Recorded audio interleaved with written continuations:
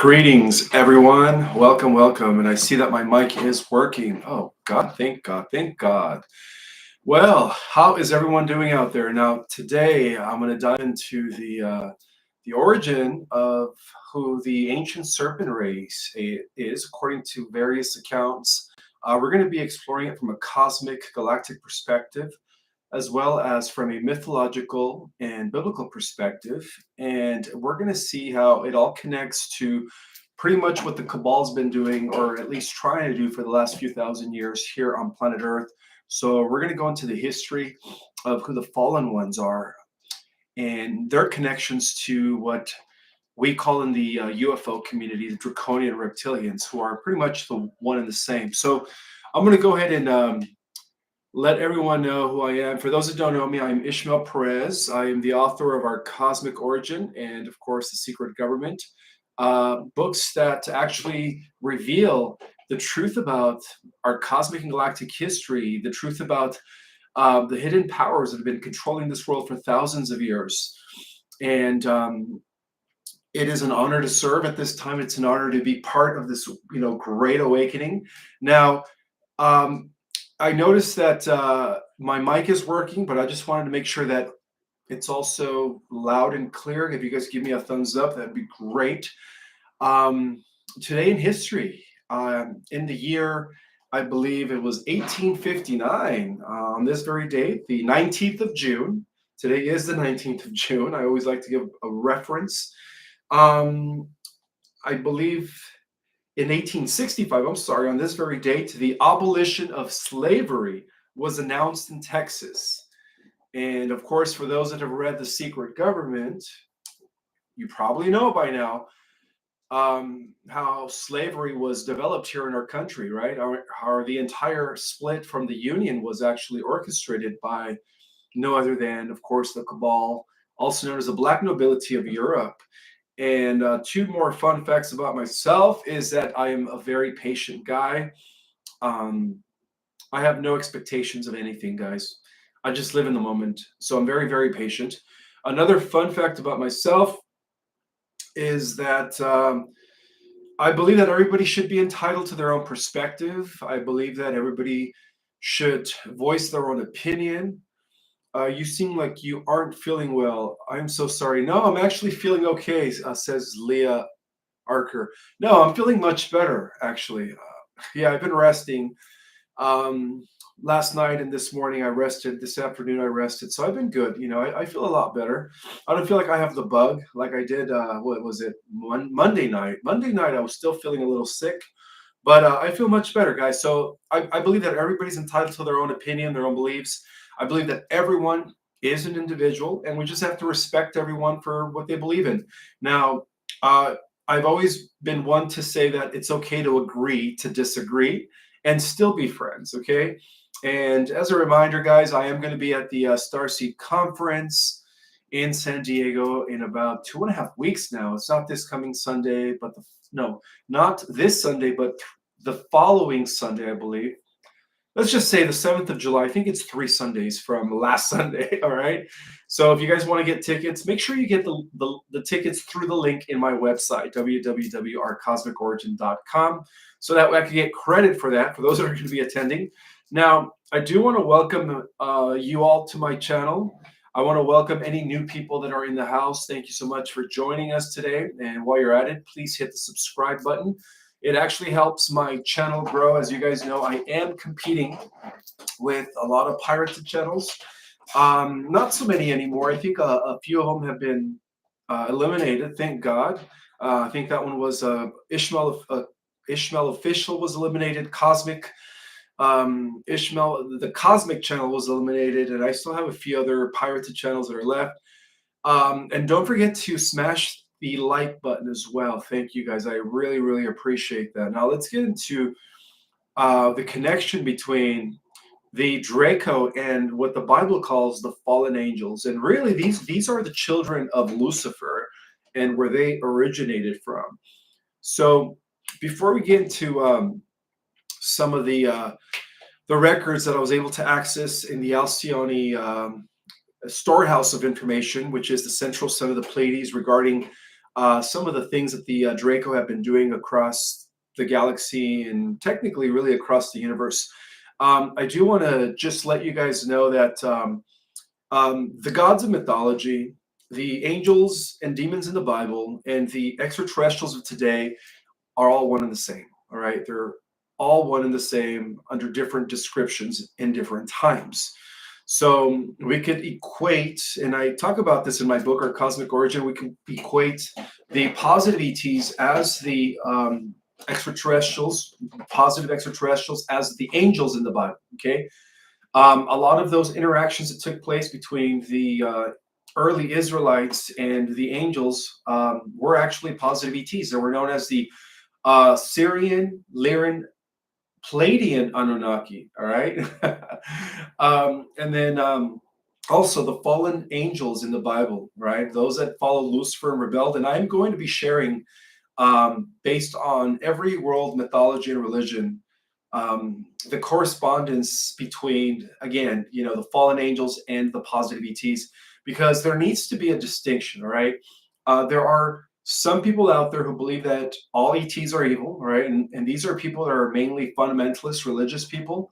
They think that if they're aliens, they must be all fallen angels, and that is not particularly the case. Okay, there are tons of positive ETs out there in the multiverse that are extremely righteous and very, very positive and follow the law and teachings of unity consciousness.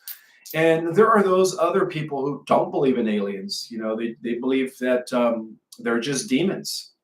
There are so many perspectives regarding the extraterrestrial phenomena, but we have to reconsider the fact that we do live in a multiverse with many, many dimensions, and we are dealing with beings that are coming from other realities. And I've mentioned this before in many interviews, and I'll mention it again, that the concept of reality being influenced by higher dimensions is actually now a fact, proven through quantum mechanics. So while some truthers in this community like to only focus on the fight that's going on in the 3D, they fail to understand that the fight in the 3D is a proxy war of a greater war or a greater fight that is encompassing other dimensional realities. So it's all being orchestrated by the higher dimensions. Okay, so we can say that the Cabal families, for instance, right, those families that have been ruling the reins of power for the last few thousand years, are just doing the bidding of their ET draconian overlords. All right, and they exist. Of course, the draconian overlords exist in the lower fourth dimension, right? Since they were curtailed and eliminated from the higher dimensions, thanks to Archangel Michael and the forces. And I don't know if you guys noticed, but in the description, I did put in the description that the serpent race, aka the Draconians, the fallen angels, who are the overlords of the Cabal families, have been at war with the descendants of Adam Michael. All right, so I've come to understand that really the whole war here is about species, it's about bloodlines, it's about genetics.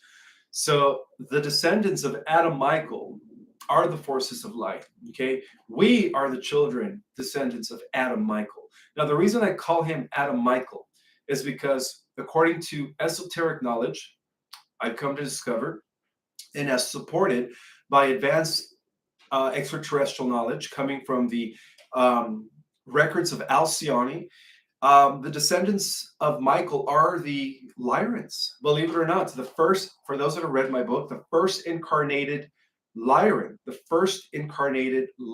was Michael, who embodied as Amelius in physical form. And he was you could say, the chief leader of the original Lyran Council, which was then known as the Council of 12. But let's get into today's topic. I do want to welcome everybody. Thank you so much for being here. I honor and I am so grateful for you guys for being here at this time. On a Wednesday night, thank you so much for being here. You guys are awesome.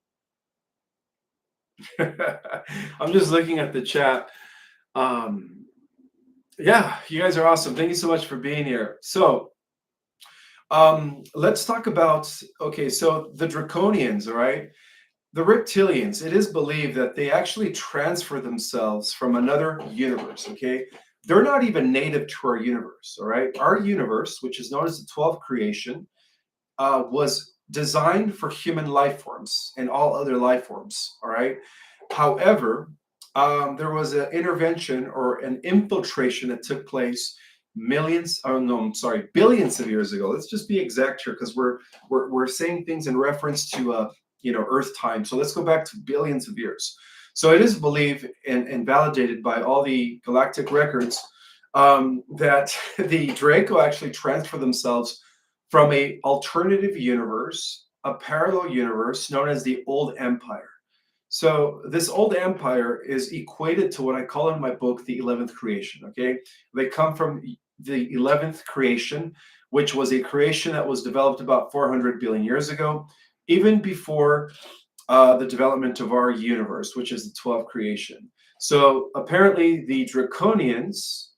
Well, first, okay, let's rewind back. Okay, so for those that are familiar with my work, as you guys know, the 11th creation is totally dominated or was overseen by Samana. And Samana is the historical Lucifer. I was the first one to reveal the name of Lucifer before they gave him the name Lucifer, which actually means the morning star. So Samana was his original name, and he was actually the overseer of the 11th creation. And for those that know about the 12 creations, the 11th creation was all about the development of technology and machinery. So we could say that this is where we get the concept, the biblical split of the fallen angels and the 1/3 of celestials that join the rebellions against the light or against the oneness. All right. So apparently the Draconians, who were, of course, infested and taken over by AI, became the military, you could say, the military soldiers of AI, okay, from the beginning of the 11th creation. So they were on a military expedition to vanquish, conquer, and really harness the living life force of the entire 11th creation to the point where the entire 11th creation was completely dominated by the reptilians. So what do? Is they use this advanced AI system to actually access other universes. And that's how the reptilians eventually leaked into our universe. And they did it through an advanced reverse Merkaba known as a black hole. Well, we call it a black hole, but it's a reversal, you could say, artificial Merkaba on a grand scale of reality, where they used to open up and rip into the fabric of space and time into other universal realities. So, of course, we would consider it a black hole, but it's really just an advanced artificial using AI to rip into the fabric of other realities in order to suck the life force of other realities. So something that we all need to understand is that the term loosh, right? We call it Andri. What I don't want to say it here on Fluff Tooth, but this whole concept of the idea that these negative entities, these fallen ones, live off of other people's pain and suffering, actually also translated from the 11th creation. So the reason they actually infiltrated our universe was because they were running out of loosh. They were running out of food. That's their food source. So what do? Is they transferred into our universe. Technically, they were actually dropped off. They were actually dropped off into our reality through the Orion constellation about 40 billion years ago. Okay, our universe, our creation has actually been around for about 50 billion years. All right, I know science says it's only been here for 17 billion years, but they're only measuring our local universe. Okay, our local universe, known as Nebadon, is part of the 12th creation. The 12th creation is a conglomerate of various local universes. Somebody just said that Rob Potter has scheduled me to speak at the Mount Shasta conference. I was, but I couldn't after all, so I won't be attending the Mount Shasta conference after all, guys. All right, I'm just letting you guys know I'm not going to be there this coming July. I'm going to be actually going somewhere else, but that is a surprise. I'll let you guys know. probably in about a month. And it's a good thing. It's a good thing. All right. It's going to get this information to most people. But going back to the story. So obviously, the Draconians, which are equated to what every religious text calls the fallen angels, right? Again, at the beginning of the slide, I made a resemblance between the fallen angels, the gods, or the negative Anunnaki, right? The negative gods of mythology, and of course the Draconians. All right, they're all one and the same. So apparently they infiltrated us through a black hole, okay? And they were literally dropped off into our reality by guess what? They were dropped off into our reality by another advanced race known as the Verdants. Now, who are the Verdants? The Verdants is a branch of Draconians from the 11th creation that had integrated with artificial intelligence. So for those that have ever heard when I break down the entire construct and history of the cosmos, the Draconians are actually not all that powerful compared to some of these other powerful fallen celestials, right, that have integrated with cybernetics and artificial intelligence. One of them being the Verdants, another one being the Odonocrons. The Odonocrons are a combination of cybernetics, insectoid, and reptilian. Now, those entities are very, very brutal and fierce, and very, very nasty looking and powerful. So that explains why through Project Cosmic Rescue Mission, the super soldier extraterrestrial programs had to be executed in order to fight this war in the multiverse. Now, there is another race that is far more advanced than both of them, and that's known as the Animus. I've mentioned them before, but yeah, the Animus has actually been involved, but they didn't have access to our universe, and that's the reason why they dropped off the Draconian reptilians. So we could say that throughout intergalactic and cosmic history, all right, the Draconian reptilians have been the foot soldiers of both the Animus and the Verdants. And of course, at the head of all of that, we have the AI god himself, known as Omega Metatron, all right? I was the first one to coin his name, which means the end of all life. Because Metatron, right, the original Archangel Metatron is the facilitator of the life circuits that allow life forms and universes to come into existence.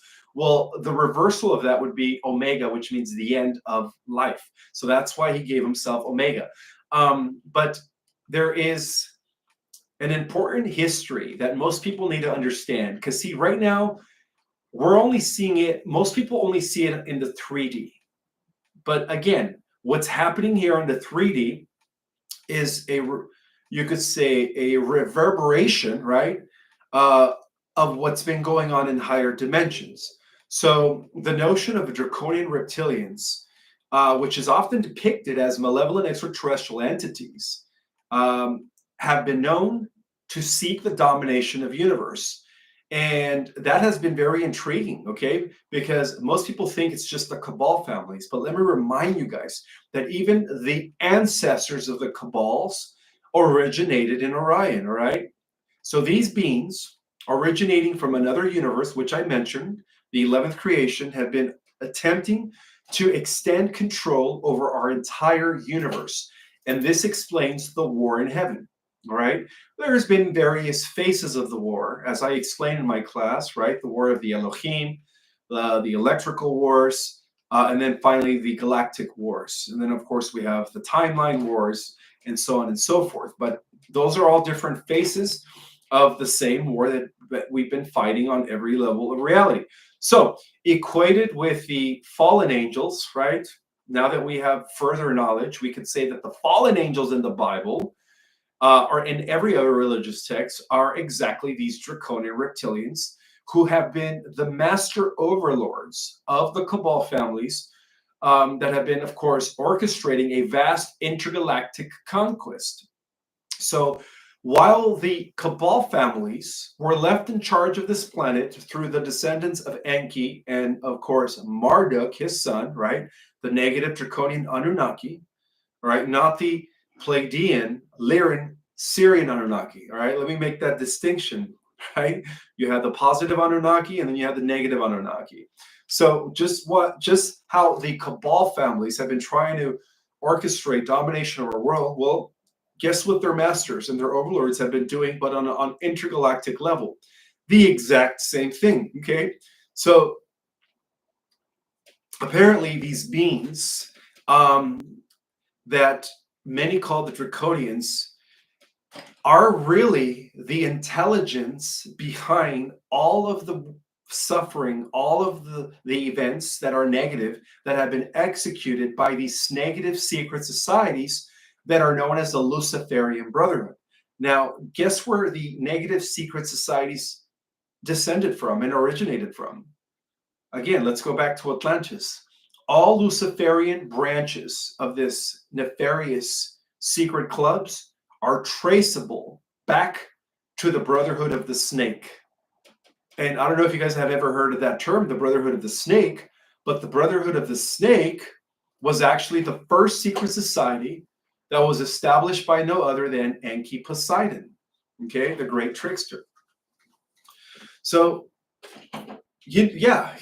every negative secret society originated with the Brotherhood of the Snake. Now, the reason it's called the Brotherhood of the Snake is because it's really representing the serpent race. It's representative of who the fallen celestials are, right? As opposed to God, which is good. So, utilizing, okay, so one of the ways in which, again, these reptilians have been infesting and infiltrating different universes, right? They use sophisticated AI technology in order to harness wormholes or dimensional portals, which we think of as black holes, to breach into other universes. This extraordinary capability allows them to extend their reach into different realities, okay? Setting the stage for their expansionist ambition, okay? So as you guys know now, they already conquered the 11th creation, okay? So the entire 11th creation is known as the old empire to the intergalactic community, right? In our universe. They're known as the old empire. They know about this old, region of existence known as the 11th creation, where all negative beings eventually came from, right? And they obviously popped into our reality billions of years ago, which led to the wars that I mentioned earlier, okay? And these wars at one point encompassed other higher dimensional levels of reality, but luckily, through the forces of light, thanks to the forces of light and the Emerald Order, the Guardians have been, cleansing the higher realities. They always have to start with the higher realities, okay? They always have to cleanse things from the top down. So they started cleansing these, negative entities from the 11th creation, the 11th, dimension, not creation, the 11th dimension.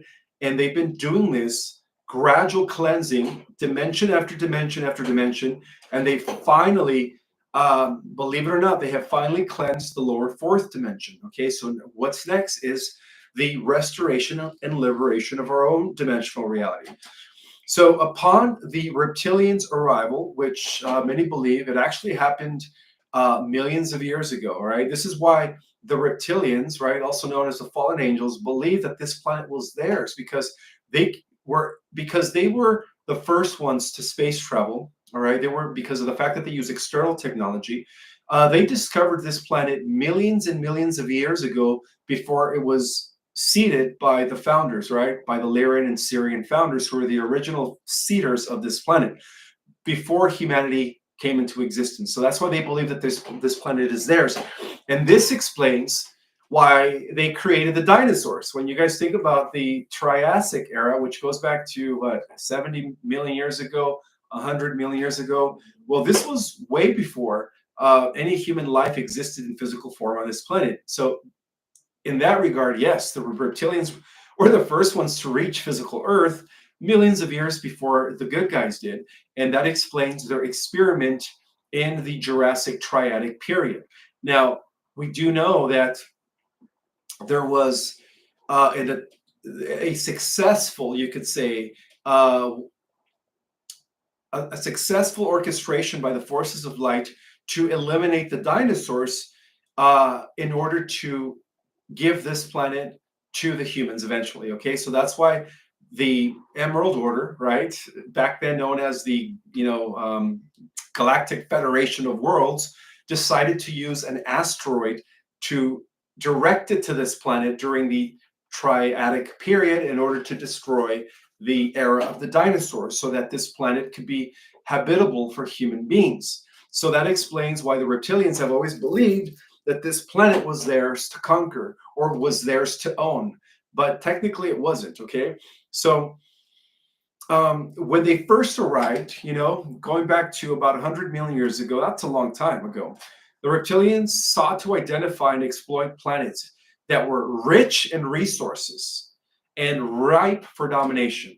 Okay, so Earth was probably one of the most, when it comes to having resources, it was probably one of the most abundant planets with resources. And the reason being is because the Earth was you could say, the intergalactic hub of many, many galaxies, right? It was what is known as the arc experimental world, right? Where it was a conglomeration of all these different specimens, of all these different life forms, and seedings from across many, many universes. And this is before, humans were seeded on this planet, right? So obviously the reptilians have always been after this planet for that very reason, but at the same time, they have been exploiting and just vanquishing many, many planets just to take their resources, all right? Because these guys, all they do is they show up, they take over the planet, they mutate the species, they either enslave them or destroy them, and then they take their resources and then they move on to the next planet. This is something that's been going on for millions of years until, of course, the establishment of the Galactic Federation of Worlds. And this is before, of course, Enki's infiltration in 2020. Back then, it was still known as the Galactic Federation of Worlds. So the narrative of the Draconian reptilians bears striking similarities, obviously, to the biblical account of the fallen angels. Except in the Bible and in many religious texts, they condense everything to just one planet, all right? When in reality, we're dealing with multiple planets, multiple galaxies, and alternative universes. So in this interpretation, we could say that the reptilians descended into our universe. When they descended into our universe, right, from the 11th creation, mirrors the fall of Lucifer and his followers from heaven, all right? They descended from the 12th dimension, which is where it's known as the pre-material immortal realms. Okay, that's when we start getting to the realms of eternity, and really they just disconnected themselves from unity consciousness, from prime creator source, causing their fall from the realms of eternity into the lower realities. So Lucifer and the fallen angels, all right, in the Bible, Lucifer was apparently a high-ranking angel that rebelled against God and was cast out of heaven, along with his followers that became the fallen angels. Now, this is verified in the book of Revelations in chapter 12, verse 7 to 9. And this rebellion and subsequent expulsion can be seen as a parallel to the reptilian excursion in our universe, with the reptilians assuming the role of these fallen angels.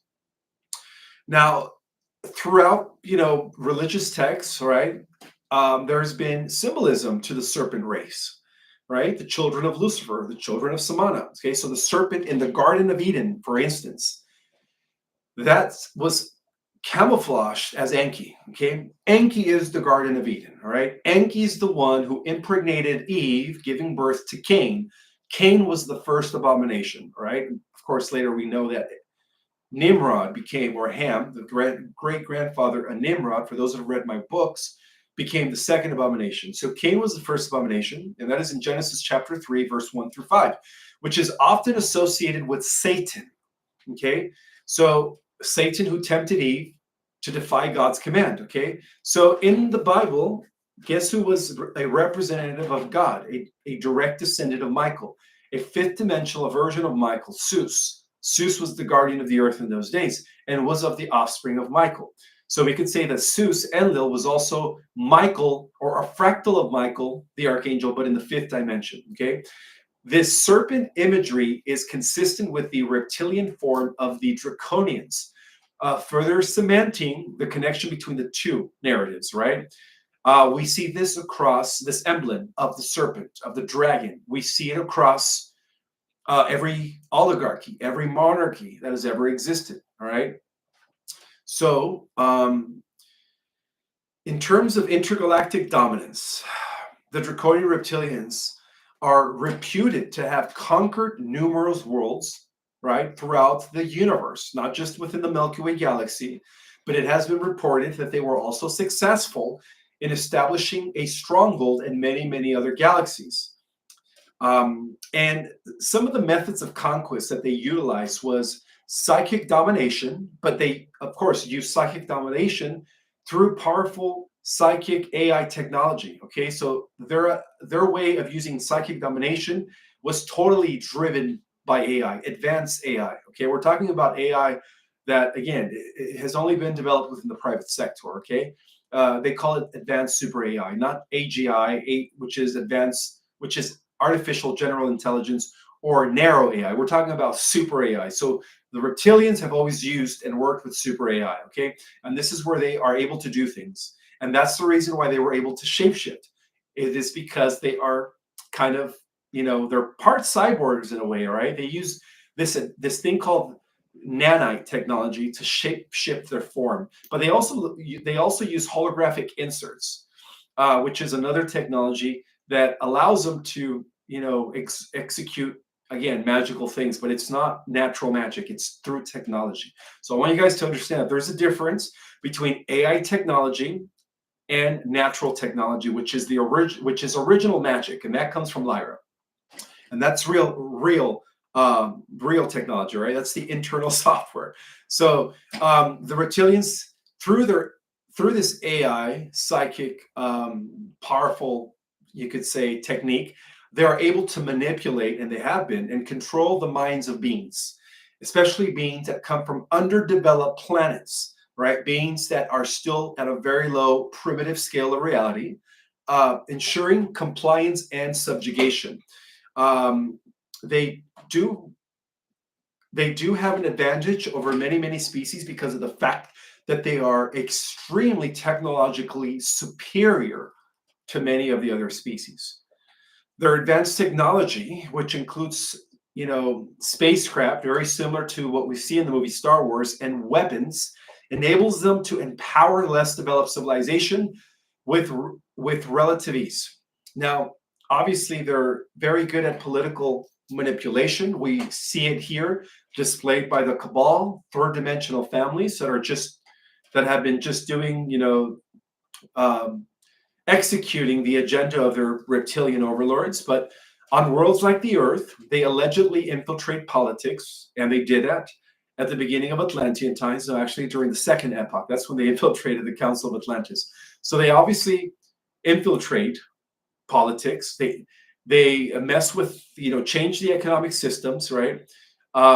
They create social systems that are leaning towards totalitarianism and fascism, therefore manipulating key figures and institutions to further their agenda.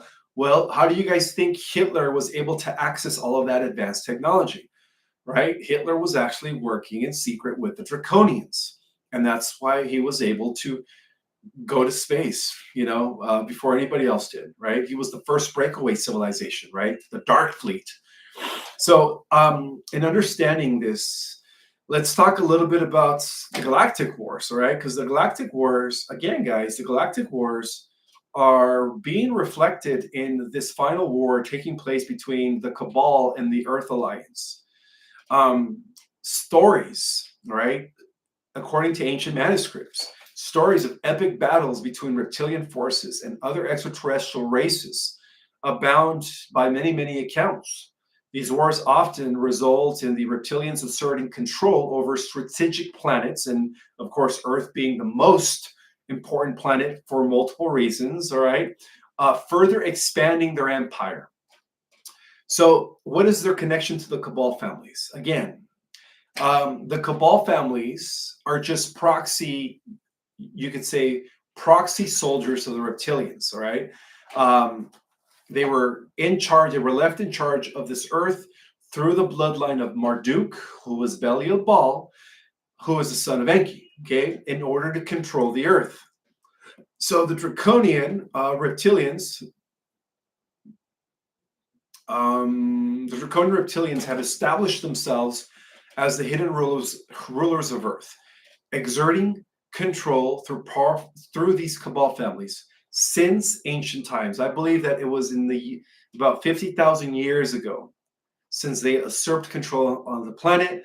But of course, there was times where the descendants of Enlil Zeus would overcome them and beat them, and then we would have prosperous eras, right, where there was peace, harmony, and freedom, and then soon to be disrupted by again the descendants of Marduk, Belial, Baal to bring us back into dark ages. So this idea that our planet has experienced ages of light, known as golden ages, and dark ages, right? It's just been a cycle, has a lot to do with this war between the draconian fallen angels and the positive ETs, right? Who are the guardians, who were the guardians in ancient times, right?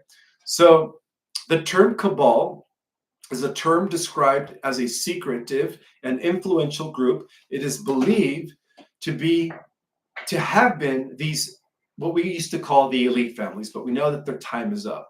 And individuals who are human reptilian hybrids themselves, okay? Which explains their lust and their desire for power, all right? Who are in league with, of course, the fallen angels, who are what we call the draconian reptilians. So these families are said to wield significant influence over global affairs, including politics, finance, and medias. And this is what we've been seeing, okay? Mechanisms of control, right? They do it through what? Mind control, MK Ultra, Monarch projects. All of these, all of these methods were actually devised by the Nazis, who, again, were the first ones to come under contact with the reptilians, right? Or the draconians in the 1930s. So all of the mind control technology that the shadow government has been using against the people was given to them by the draconians, who were actually using the same technology in many other worlds. Okay, so the reptilians allegedly employ mind control techniques to maintain influence over key individuals, ensuring their plans are carried out. Economic dominance. Well, where do you guys think where this concept of the fiat system, of the fractal system of central banking comes from? Many of you might say, well, it originated in Babylon. And yes, it did. For those that have read The Secret Government, it's nothing new. But technically, it is a method of control and conquest used across the entire universe. All right? It's called slavery. So by controlling major financial institutions, which we've witnessed here in our own world, and corporations, they can manipulate the global economy to their advantage. And another thing that they've used is, of course, the control of the mass media, okay? Through the ownership of media outlets, they shape public perception and disseminate propaganda to maintain their control. Guys, all of this stuff that's been going on has been the plans that were laid down by the reptilian overlords, all right? The Cabals were just their puppets. That's it. You know, they're just been their puppets throughout history. So this idea of the reptilians, of the draconian reptilians as cosmic conquerors, is equivalent, again, to biblical fallen angels, all right, which presents a compelling narrative that bridges ancient mythology, which is true, right? The gods of mythology, we hear it in every ancient account, in the Bhagavad Gita and the Rig Vedas. They talk about these aerial wars that took place between good ETs and bad ETs, or good gods and negative gods. Same terminology, I mean, different terminology, same phenomena. So we also hear it in religious texts. Every religious account talks about angels and demons, all right? Every religious, you can't tell me of no one religion that does not mention that there are angels and that there are demons. One second.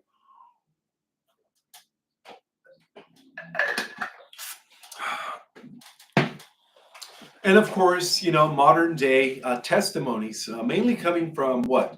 Government officials, right? Like David Grush, as well as Stephen Greer, as well as Paul Halier from Canada. Paul Halier was another one, right? He talked about how aliens are real. And then, of course, the defector of the Israeli space program, Ashid Mahab or something, Ashid something. But anyways, it's all talking about the same thing. You know, these beings believed to originate from another universe, right? And they did come from another universe, guys. The reptilians are not native to our universe. Our universe was designed for human life forms and other life forms, right? But not reptilian life forms, which are portrayed as relentless in their pursuit of domination, employing advanced technologies, public abilities, or psychic abilities through AI, and covert manipulation to achieve their goals. So, whether you view it as a metaphor for human fears or as a genuine cosmic threat, the draconian reptilians continue to captivate the imaginations and fuel speculation about the hidden forces that have been shaping our reality. The draconians, let's see. Okay, so according to ancient accounts, you know, they have referenced these reptilian beings, all right, in many different mythologies as well. So the idea of a reptilian being can actually be traced back to the ancient mythologies and religious texts. Many cultures around the world have stories of serpent-like gods and creatures, which some interpret as early references to reptilian extraterrestrials. Now, in Sumerian mythology, one of the oldest civilizations. Well, that's what they say, of course. We know that Samaria was a remnant offshoot of Atlantis, which existed for hundreds of thousands of years. But according to one of the Sumerian tales, you know, people used to worship these gods called Anunnaki. Well, there were two types of Anunnaki, all right? There were those that were reptilian draconian Anunnaki, right? The Enki faction, and the Pleiadian Lyran Syrian Anunnaki, which were the galactic humanoid faction, the descendants of Michael. These gods were believed to have descended from the heavens to create and manipulate humanity, a theme that echoes in later reptilian narratives. Now, according to Hindu mythology, it's even referenced in Hindu mythology. In Hindu mythology, the Naga are serpent beings with immense power and knowledge. They are often depicted as protectors of treasures and spiritual wisdom. Through their role can be benevolent and can be both benevolent and malevolent. Mesoamerica cultures, the Quetzalcoatl of the Aztecs and Kukulkan of the Mayans are feathered serpent deities. Well, for those that understand my work, we do know that Quetzalcoatl and Kukulkan, who influenced the indigenous of Mesoamerica to sacrifice humans, was no other than Thoth. Same being, guys. Who is Thoth? One of the sons of Enki. All right. So while not explicitly malevolent, they say, yeah, right. Their serpentine nature aligns with the imagery associated with reptilian beings. The fact that they were influencing the natives of Mesoamerica to sacrifice humans tells me that they were obviously evil, all right? There's also biblical references to reptilians, all right? The Bible contains several references to serpent-like beings, most notably the serpent in the Garden of Eden and the dragon in the book of Revelation. Well, who do you think the dragon was in the book of Revelation? They call him the big red dragon, Lucifer. These entities are often associated with deception and evil, themes that are central to modern portrayal of draconian reptilians. Now, the reptilian agenda suggests that these reptilian beings have been influencing human history for a millennium. Proponents of this theory believe that the reptilians are responsible for major conflicts, financial systems, and social structures, aiming to create a dystopian world order under their control. Well, what do you guys think the NWO is? Right? The Roman Empire. What do you think all those failed attempts were? They were all driven by draconian reptilians, right? The Vatican was always controlled by the draconians. And that's why they named their satellite Lucifer. That's crazy, huh? The Vatican has a satellite named Lucifer. Go figure. So, but even in pop culture and sci-fi, we see it embedded in a lot of these, you know, sci-fi films and television shows, video games, comics. I mean, we see it everywhere. It's almost like truth in plain sight, because of the fact that, again, you know, they're trying to expose the truth. They have to expose the truth. Um, I heard that they have to let us know what they're doing, and they have to expose the truth. And even if it means putting out videos, putting up video games, creating movies, sci-fi films, whatever, but they have to tell us the truth. So science fiction, we see it in science fiction. Authors like Robert E. Howard and Philip K. Dick have incorporated reptilian beings into their stories, often as antagonists with advanced technology and malevolent intentions. These narratives explore themes of invasion, control, and manipulation. Television and film, right? Popular TV shows and films such as V.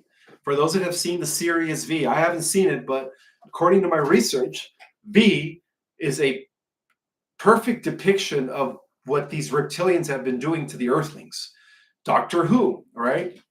For those that have seen Doctor Who, they show reptilian beings in that series, and then of course we see them in Star Trek. They all feature reptilian extraterrestrials as central characters.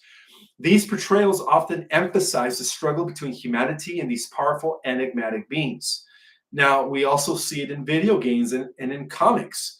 Video games and comics have also embraced the concept of reptilian beings. Franchises like the Elder Scrolls and Teenage Mutant Ninja Turtles depict reptilian characters with complex backstories, contributing to the rich tapestry of reptilian lore. Let's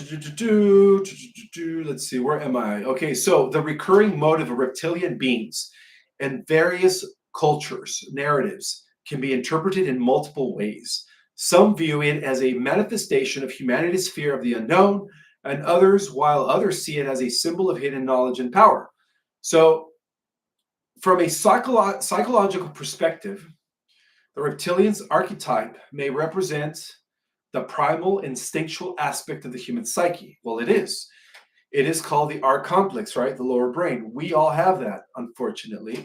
And that explains why we do have at least 3% reptilian in our genetics. Embodying the darker aspects of the self that must be controlled and integrated. Well, when you think about it, when you are in a state of fight and flight, when you are reactive, when you want to fight somebody, when you get agitated, when you are in anger and you just want to, explode, that's all reptilian in nature. That's all the R complex, right? The lower reptilian brain, right? It's what makes man animals, right? Back to, we're resorting back to the animal kingdom, which is very territorial and very, what is it called? The mightier, the better, right? Very territorial and might. What is that saying? It's a survival to the fittest. That's what I was thinking. Survival to the fittest, which is very reptilian in nature. So symbolically, serpents and reptiles often signify transformation, rebirth, and the cyclical nature of life. Well, that's what some believe. But again, let me make a distinction. We have positive dragons that are not fallen angels, right? These are the guardians of the sacred. These are the guardians of the eternal realms. But the red dragon is representative of Lucifer and the Draconians. Okay, so those are two distinct entities. Just wanted to point that out. So the Draconian reptilians, with their ability to shapeshift and willpower, might symbolize the potential for both great change and great deception within societies.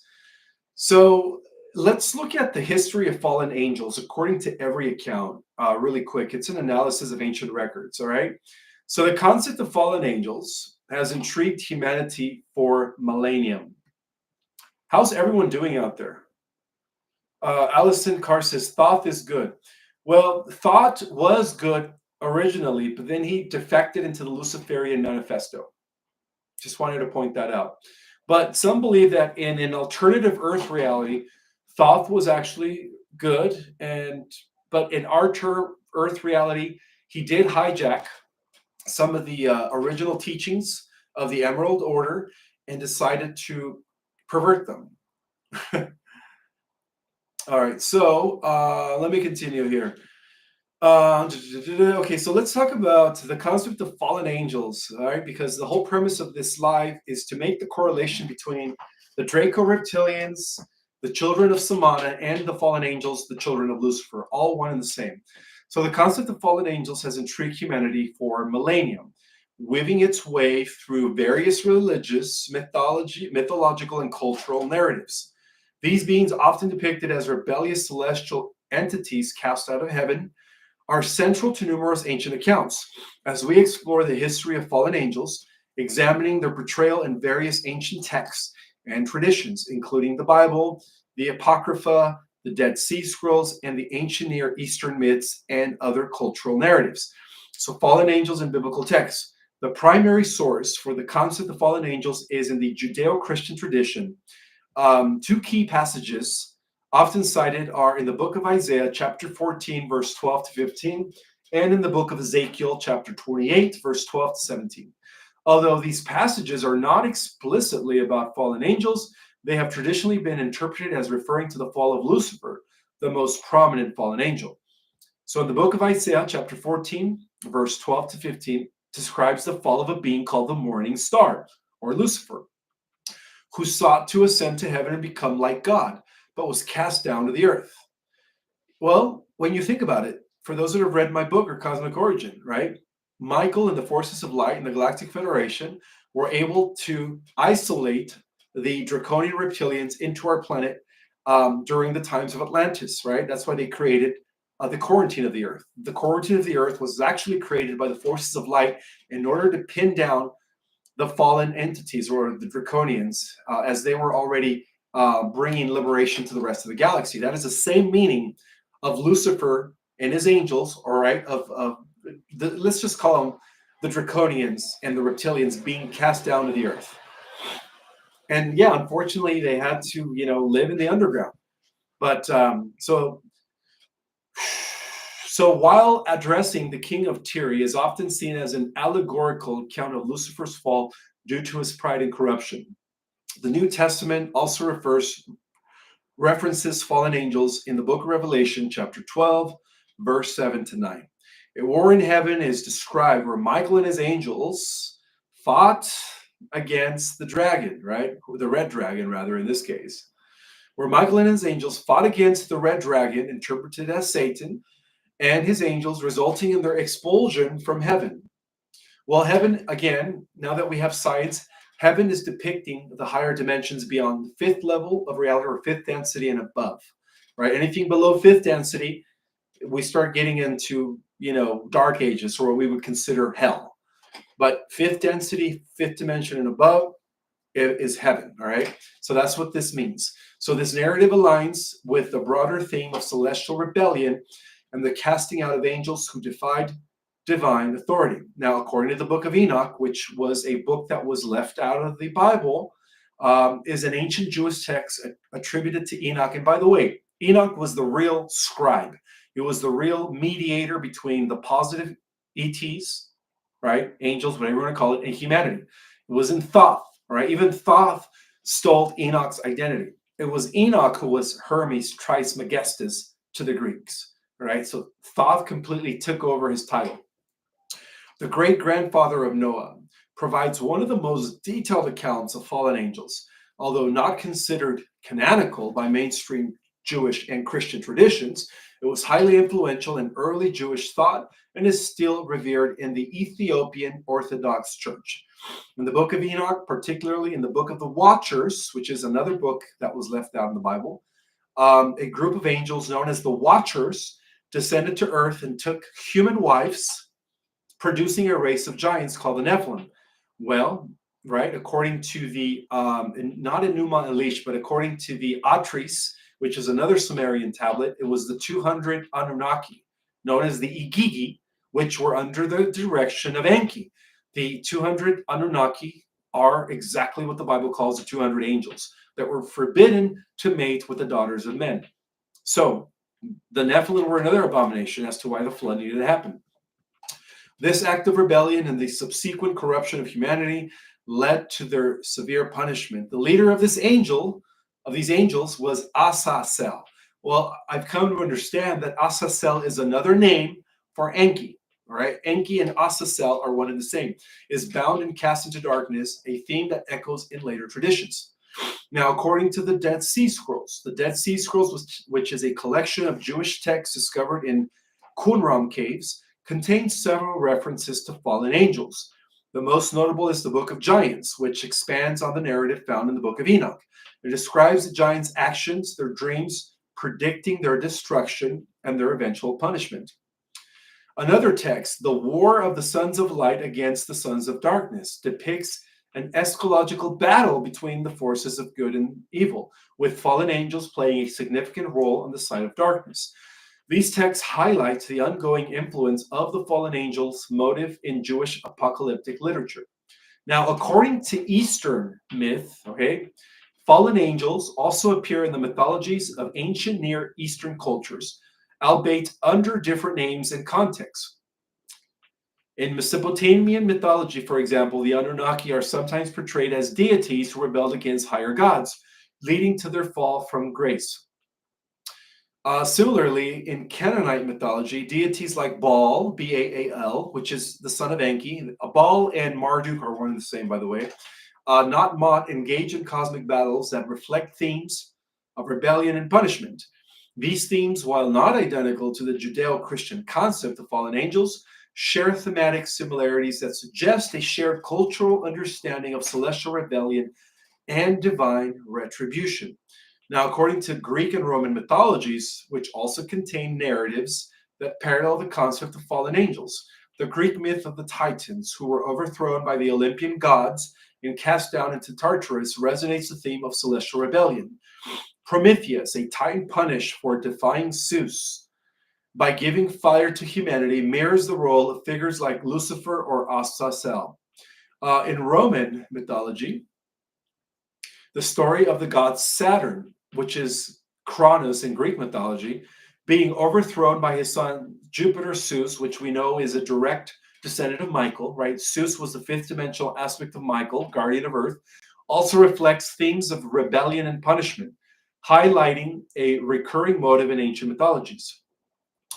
Because we do know that when the Titans ruled the earth, there was darkness on the earth, right? Humans were barely able to live. They were constantly being eaten by these negative giants, which again resemble the negative Anunnaki. And then it was Zeus who overthrew the Titans, throwing the earth into the golden era as a result of that. Cultural narratives. The concept of fallen angels or similar beings appear in various other cultural narratives.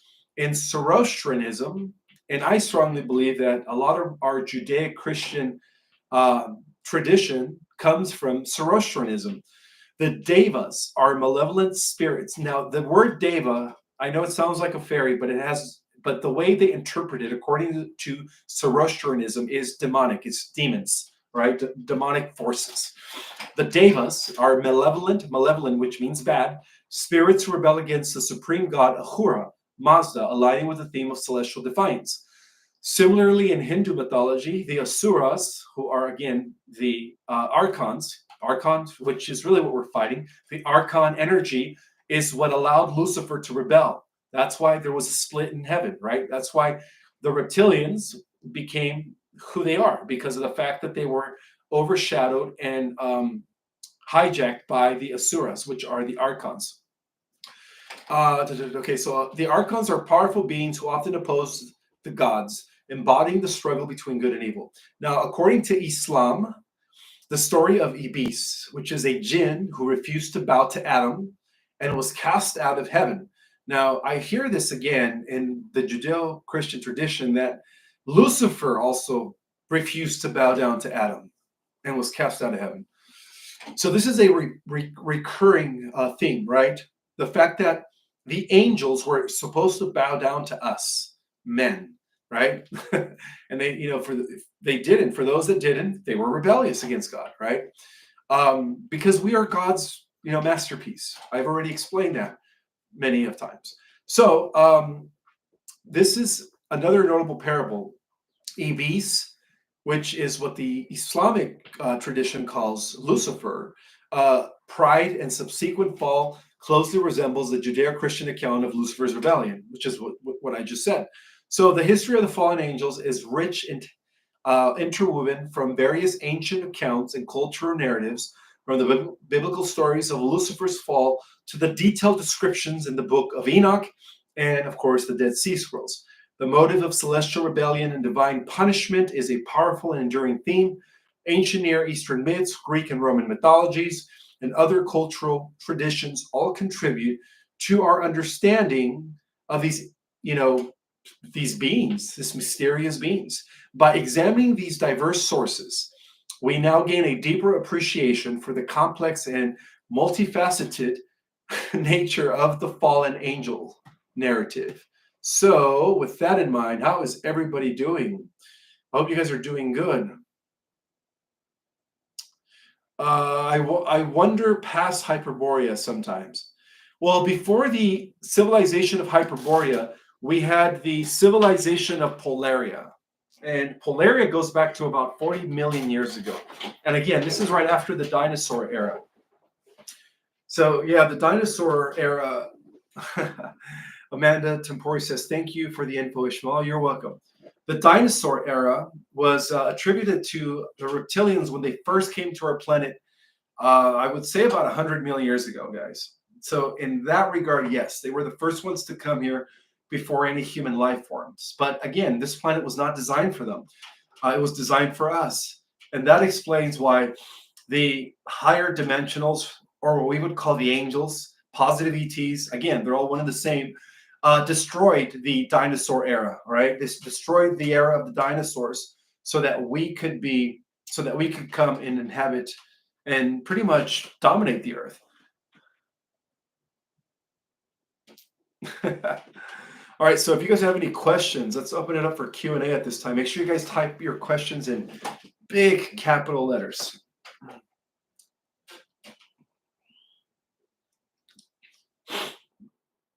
I want to welcome everyone that's in the house. Thank you so much for being here. Joanna says, where are the Titans? Well, apparently they were locked up in Tartarus. They were sealed by Zeus and the Olympians in Tartarus, which is what the Bible calls hell, which is, again, it's a region somewhere in inner earth, perhaps. Who knows? Maybe that is, perhaps that equates to what Rudolf Steiner calls the noosphere, which is equivalent to the lower fourth dimension.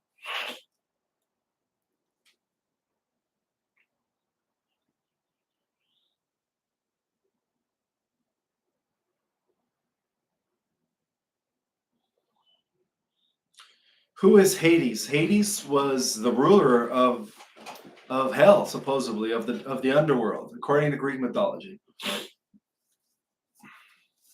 I'm starting to wonder if Hades and Poseidon are just one and the same, because again, the Sumerian gods, Zeus and Enlil, are Enki and Poseidon. I mean, are Enlil and Enki are Zeus and Poseidon, is what I'm trying to say.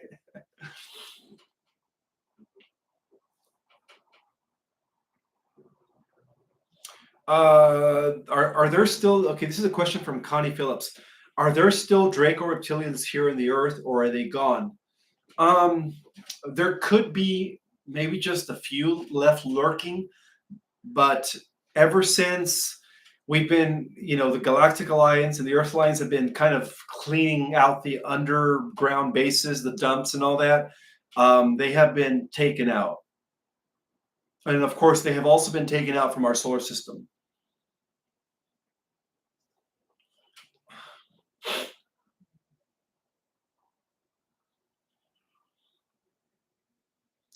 Are the tunnels all clear now? I would say they're about 99.9% cleared. Yes, perhaps even 100. Who knows?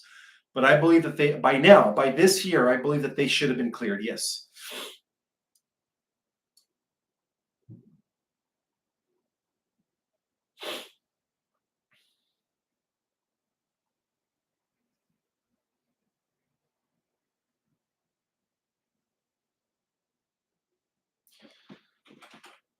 Somebody's asking if the Galactic Federation is real, or is it one the same with Galactic Alliance? Okay, so the Galactic Alliance was reorganized about 3 years ago, or rather, the Galactic Federation of Worlds, which is very real, reorganized itself into the Galactic Alliance after Enki infiltrated in 2020. I mentioned that before many of times. But yeah, the Galactic Federation is very real. But now it's called the Galactic Alliance.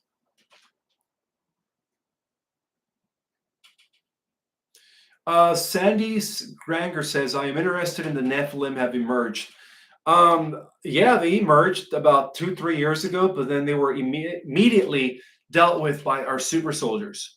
So a lot of the wars that have been going on in the underground have been between our super soldiers and some of these Nephilim giants that survived.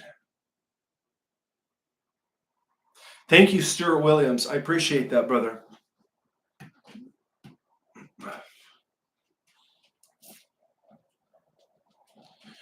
Oh, this is a good one. Dottie Martin, who are the Council of One?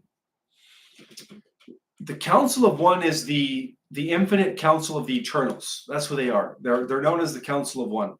They actually operate at the top of the cosmic hierarchy. They're even above the Council of 12, the Council of 5, the Council of 9, the Council of 24. They're above everything. They're like the apex. They're the apex of all councils of light. That's who the Council of One is.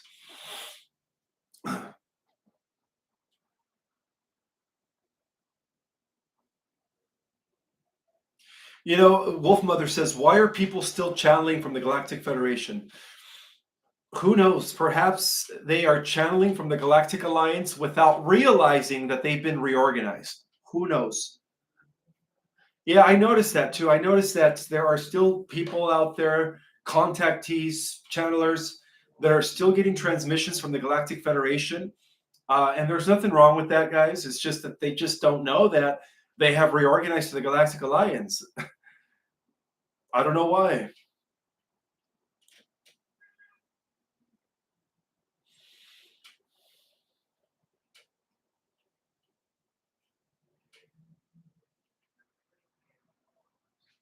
What is a super soldier? Are they human?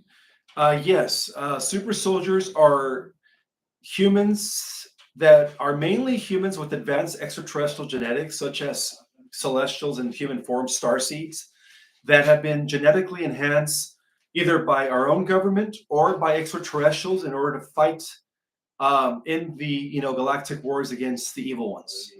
So they are enhanced humans, absolutely humans with supernatural abilities.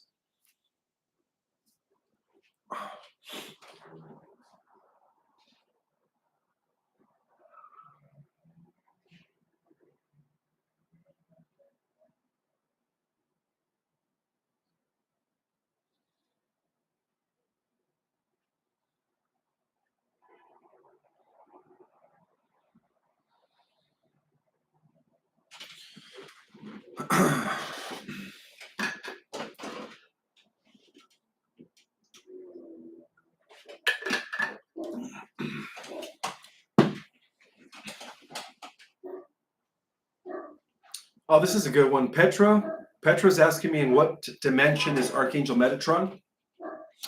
I believe he comes from dimensions 13, 14, and 15, which is the realms of eternity, the Motherverse.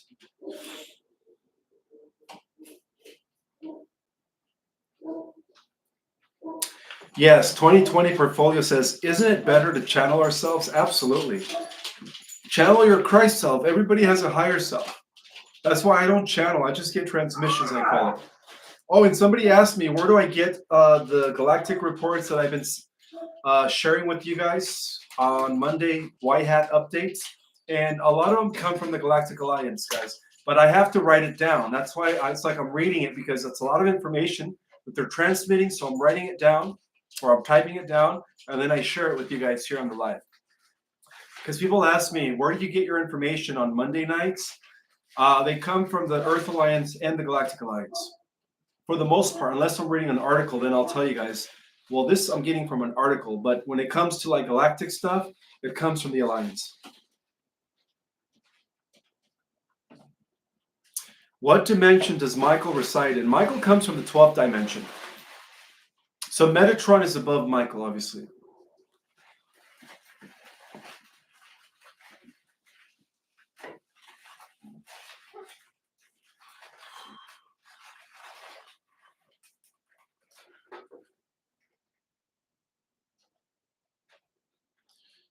The 200 Watchers, I believe that they were hiding in a mountain. I think it was called Mount. God, I forget the name of the mountain.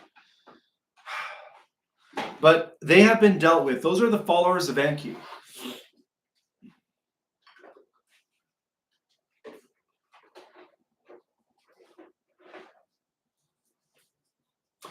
Ishmael, what can you tell us about the ancient Essenes and the Essene Gospel? Are they the true teachers of Jesus? And do they hold the info Nidor to help? Yes, yes. The Essenes was a community of healers. They're actually an off branch from the Egyptian Therapeutae, and they were the guardians and keepers of ancient knowledge.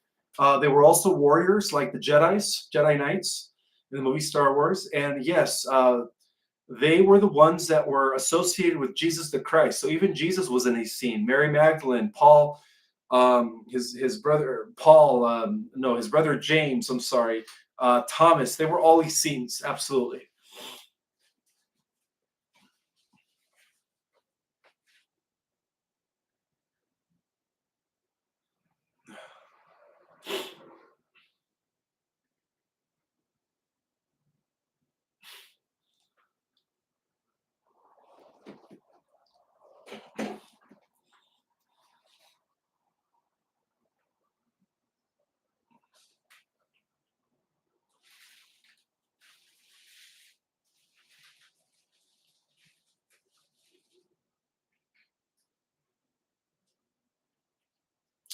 What do you know about Kim Goen? I don't know anything about Kim Goen.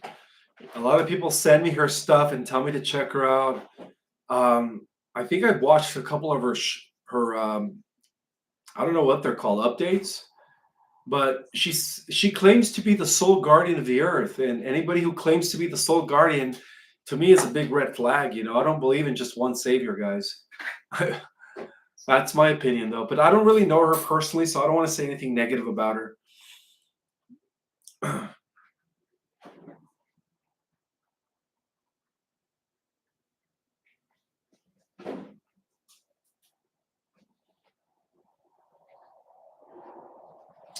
Yes, the name Jesus and Zeus is connected. They're all one and the same because Zeus, I mean, Jesus comes from the lineage of Zeus.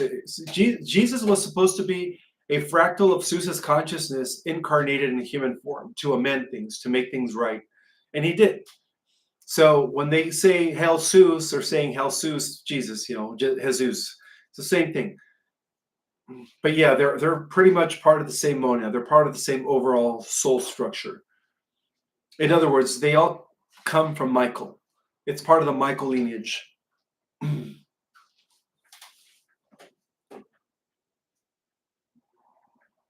The Essenes have a diet and say fasting helps us ascend. Yeah, that's true. Again, the Essenes were pretty much the great white brotherhood and sisterhood that existed 2,000 years ago.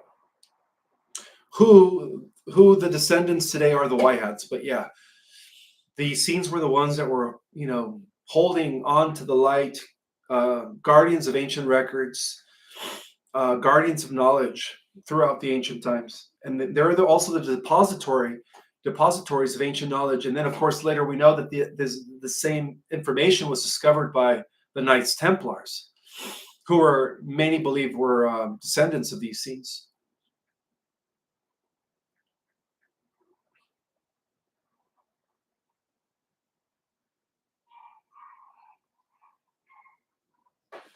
Wolf Mother says, I don't know if I dreamed or heard about this, but there are 200,000 Atlanteans on Earth.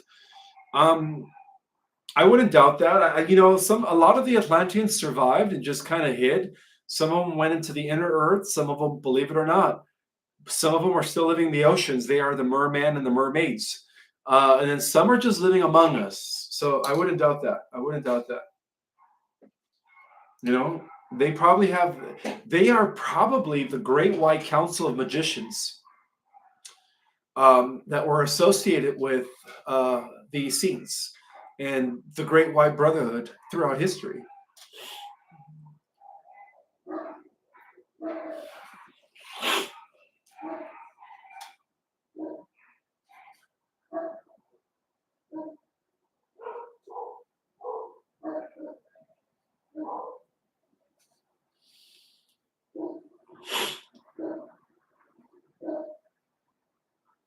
Yes, some humans do have strands of Atlantean DNA. Actually, we all do.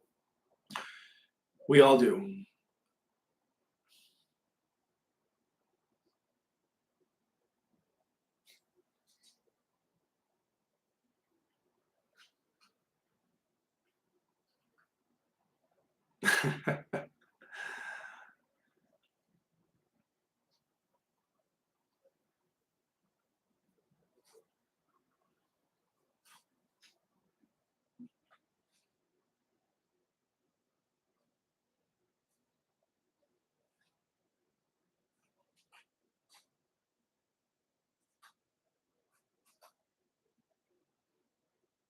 Yes, we are all fractals of archangels and of the Emerald Order of Light. Absolutely.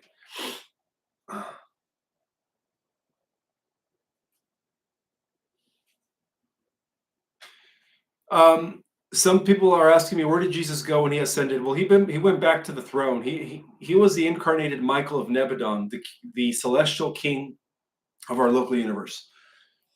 But he also lives through his children, which is the indigo race that is on Earth at this time.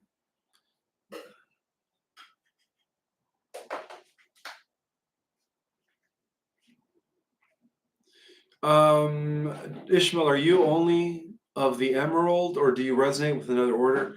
Well, Melchizedek Brotherhood. I am a Melchizedek, which is a branch of the Emerald Order. So, um, it's known by different names. Some people call it the White Lotus. Some people call it the Brotherhood and Sisterhood of Light, the Great White Brotherhood. There are so many names to describe that.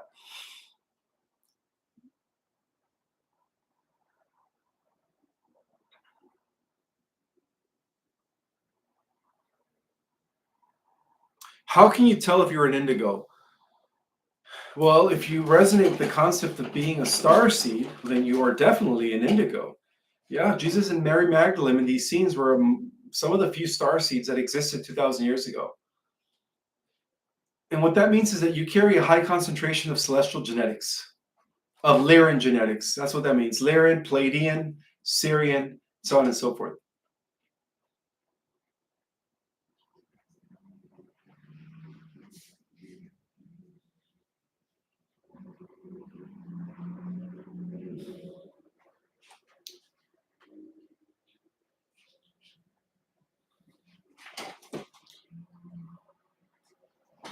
You're welcome. Radiant Guardian says, thank you, Ishmael, for all the work that you do.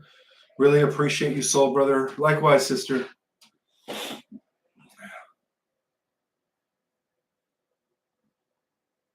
Yes, King Arthur was definitely a descendant of Jesus. Absolutely.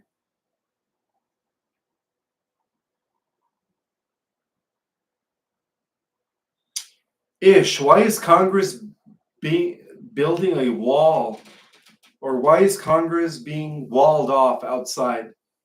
That is a good question. I would say because the positive military is about to activate, and they're going to be arresting perhaps 80% of Congress, which is Cabal. I would say makes perfect sense to me. That could probably be the reason why they're being walled.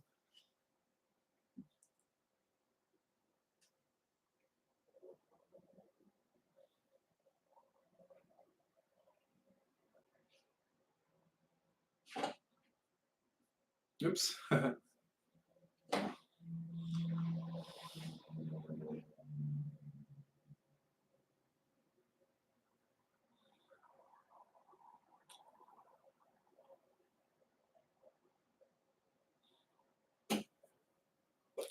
Where does Sirius B come from?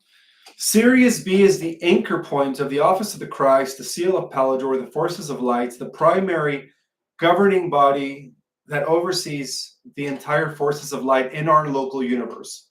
And it is located near the galactic core, which is Sagittarius.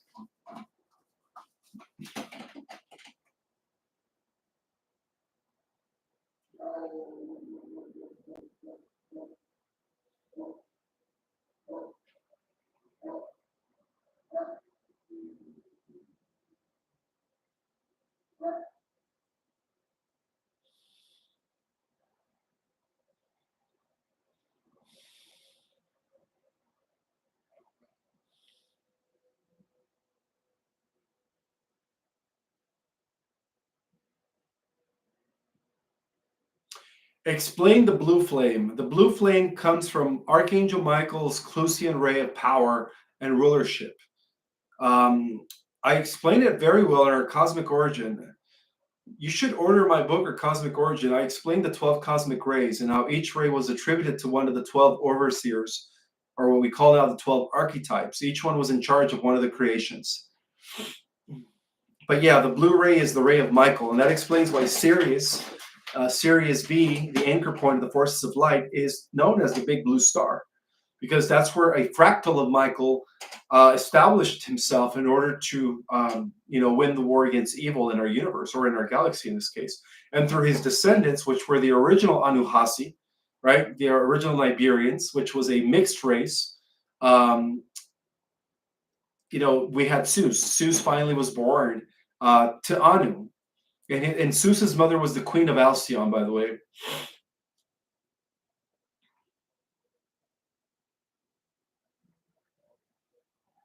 Are there 4 ages? No, I think we're in the 6th age, or entering the 6th age. So before Atlantis, there was Lemuria. Before Lemuria, there was Hyperborea. And then before that, there was Polaria. So we're part of the fifth age, or entering the 6th age.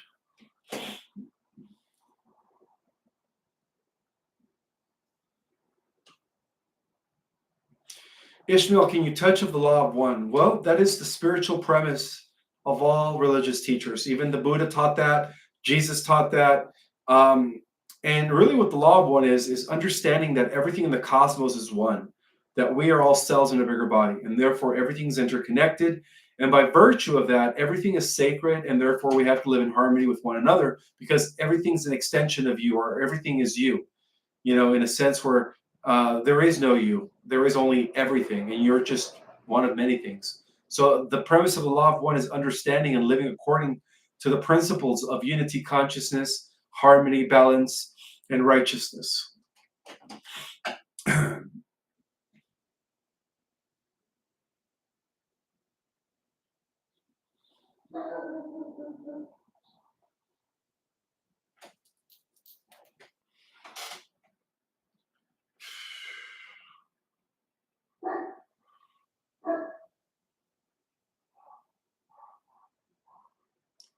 Thank you, Sunshine. I appreciate that, sister.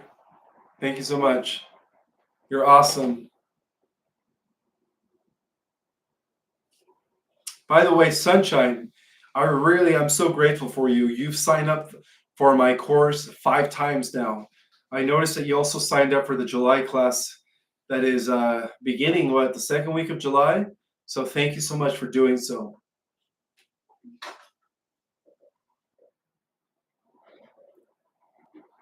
Yeah, for those who are interested in taking my course, if you haven't taken my course yet, I did open up a new class starting, I think, the 2nd week of July. Go to my website, www.ourcosmicorigin.com. And really, guys, I mean, it is a lot of information. You guys are going to be mind blown, right? It's just, we're going to go deep. Dimensions, DNA, we're going to go into chakras all the way to 12. We're going to cover so much information.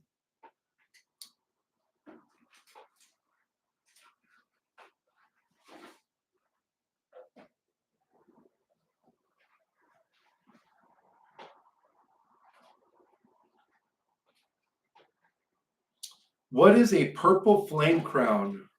Well, in terms of initiation, purple is the highest degree after blue. After purple is the white light. That's when you become one with everything, which is equivalent to reaching what? The 7th dimension. Oh, I'm sorry, the 8th dimension. That's right, the 8th.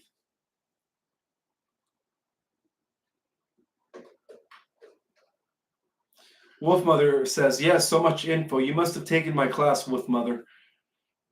Yeah, it's 4 weeks, guys. 4 weeks of just every Saturday. I know the next class is on a Monday afternoon. That's the class starting in July. So if you guys haven't had an opportunity to take my class, this is nobody will give you a comprehensive rundown of the cosmic structure, dimensions, chakras, levels of reality, DNA structures, thorough cosmic history. I mean, we go over a lot of information.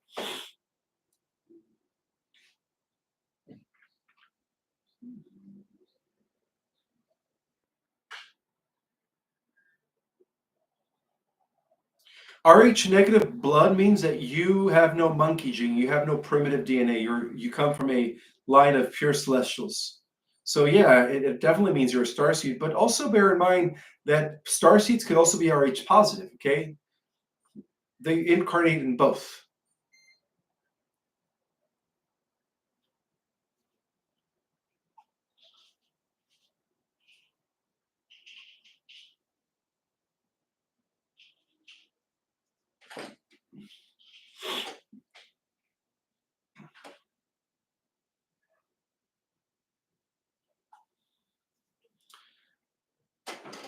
Caramella says, Deborah says, Ishmael, thank you for all that you do in this world. You are greatly appreciated.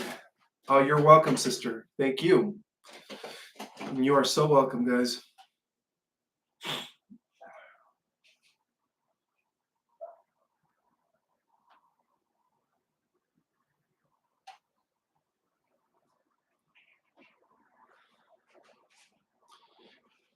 Does this include type O blood?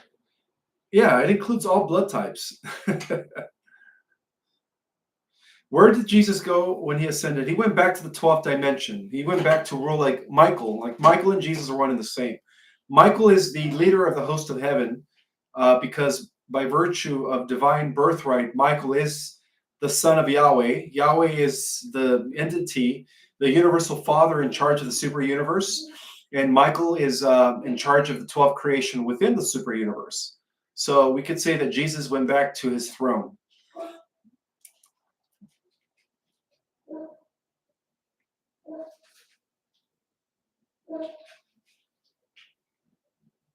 Yes, it is important to understand, and this is a principle within the law of one material, that we have to start seeing everyone as God. Everything is sacred, absolutely. And technically, that's what Jesus came to teach.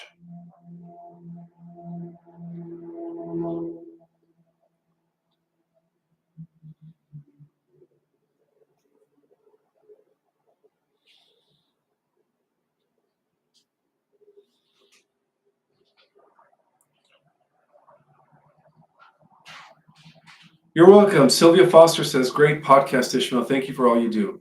You're welcome, sister. Oh, and by the way, I should do a whole podcast on this.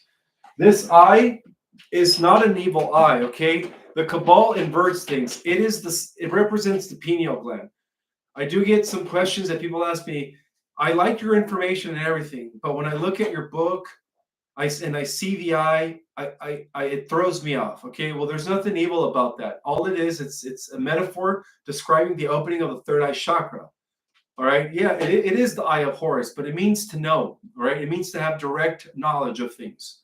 Once you open up your third eye chakra, then you become all knowing. At that point, you have access to the universal mind of the Father. All right, so that's what the eye means. It has nothing to do with the Illuminati, right? But it has everything to do with the teachings of the ancient mystery school traditions. Okay, guys, so that's what the eye means.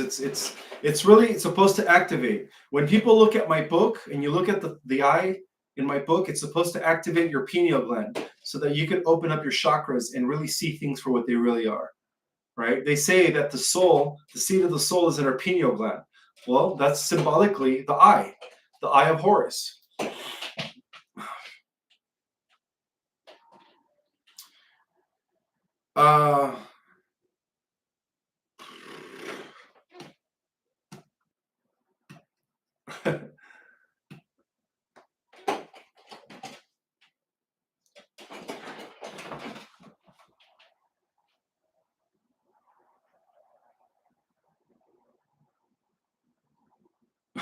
Sunshine says that's why. Thanks for the explanation. You're welcome, Sunshine.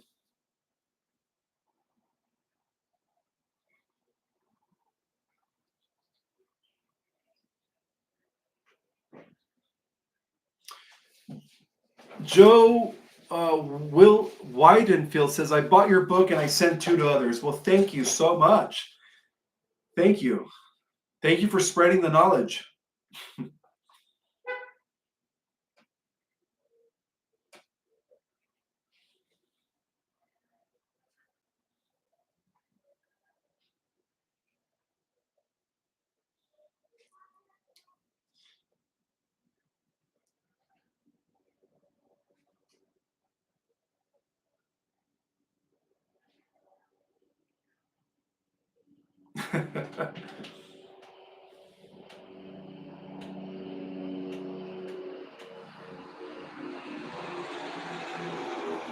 This is a good question. Was the Pharaoh Pepi the second the father of Isaac in the Bible? Well, who knows? That's still a mystery to me, because Abraham did take Sarah to the Pharaoh. Abraham had a child with Hagar, which was the Pharaoh's sister, also royalty, which gave us, I think, Ishmael. And then Sarah and the Pharaoh could have had a child, which gave us Isaac. Who knows? That's another mystery in the Bible that I'm still yet to uncover, but that's a very good question. Allison Carr says, I love your book, The Secret Government. Thank you. Thank you. Very easy to understand, very digestible.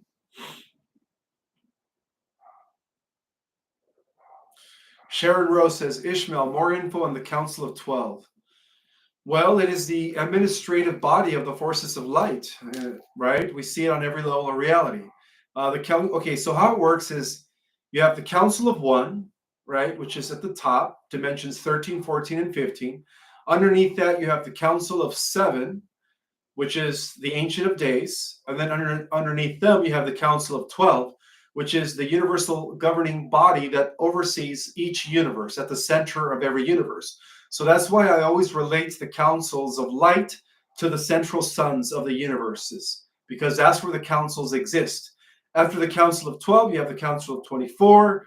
And then, of course, in our universe, you have the Council of 9, which was created in Orion. And then you have the Council of 5, and so on and so forth.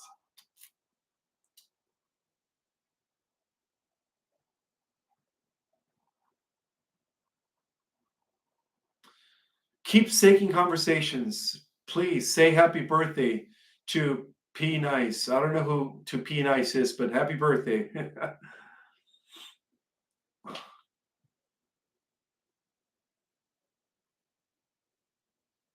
My goal is to one day translate my books to every language, guys. But I first need money. I don't have the money to do so. So if money wasn't the case, I would be translating my books in every language. Trust me. I really want to get all this information to as many people as possible. But right now, I don't have the funds. I'm sorry. It takes money to do things. I'm just being honest.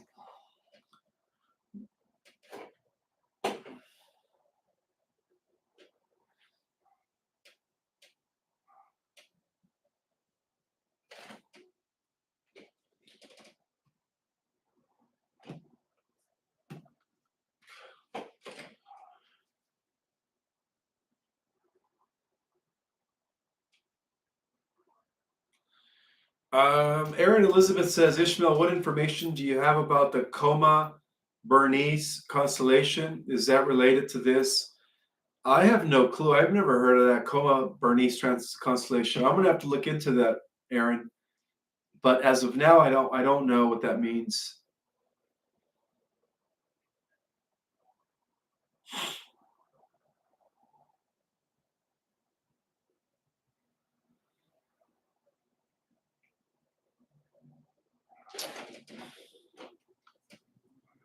Oops.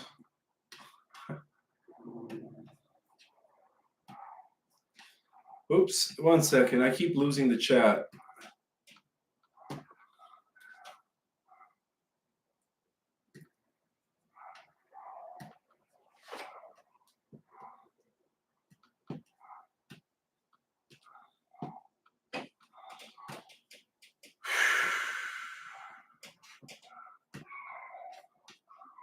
Hold on.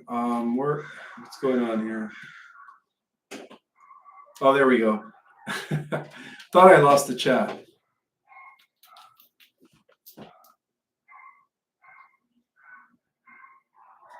There is an application called RAID 8 that emits scholar energy. Thank you for all the information that you have shared. Oh, you're welcome. Foggiest just thought he went. Share more about our real parents. You must be referring to our galactic parents. Well, when the ascension takes place, we will be reunited with our star family. That's all I'm going to say, guys. But I wouldn't doubt if a lot of your siblings, aunts and aunties and uncles are incarnated also down here. So it's just a matter of reuniting with who they are here in physical, in human form. I mean,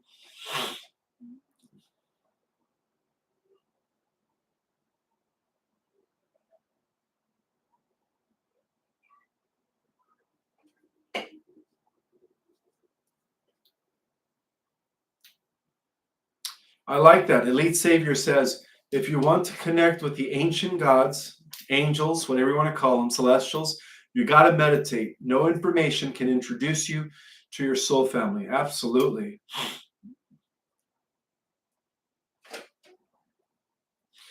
Sacred Rose, thank you so much for the number one, sister.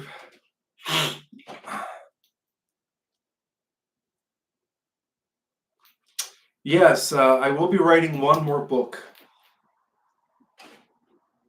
that I've been working on for the last year and a half, on and off. But yeah, well, another book is coming, but it's not going to come till maybe next summer.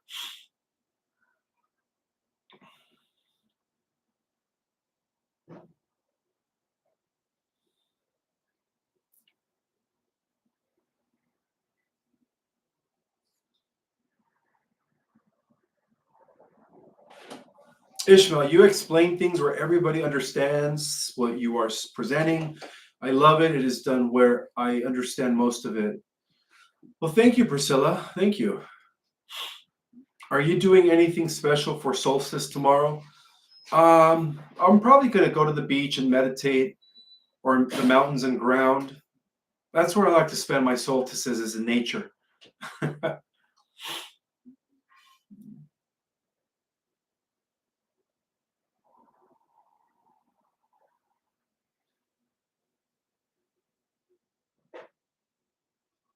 David Williams says, your books are amazing. You're awesome, brother. Well, thank you, David. Thank you. Thank you.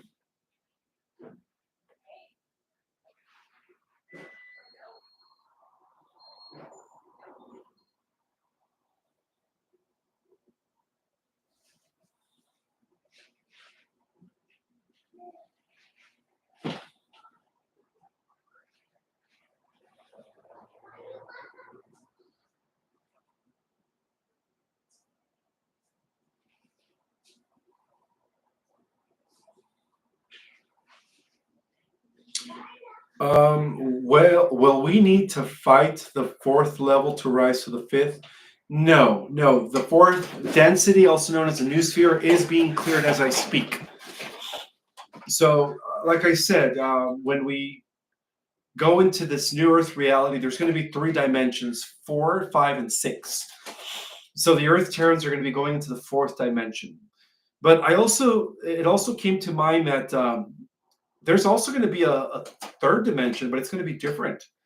And that's the dimension where supposedly the AI timeline is going to be, existing in.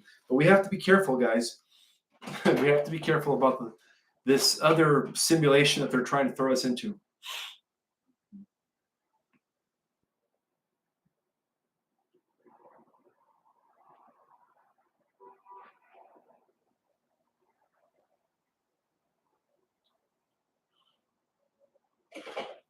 Thank you, Ann Davis. Thank you so much for that, sister. Appreciate it.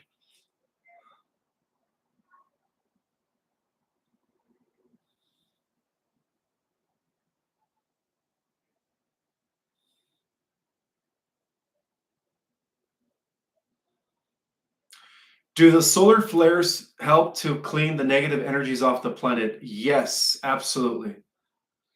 Thank you. Keepsaker Conversations. What star seeds are from Uranus? Also, Thoth, part of the Dark Empire. Yes, Thoth hijacked Enoch. He took over Enoch's identity, and he was Yeah, he's part of the Luciferian networks. Absolutely. He was the guy who laid the groundwork for the Cabal families. Now, to answer your question about starseeds that come from Uranus, that's a good question. I'm not sure. I'm not sure if there's any starseeds that come from Uranus. I think for the most part, most of the starseeds here are either from Atlantean times, Lemurian times, and come from higher dimensions. Who knows about Jupiter, Jupiterian starseeds, Martian starseeds, Maldakian starseeds, Uranian starseeds, Neptunian starseeds? Who knows? I mean, I wouldn't doubt it if they're here.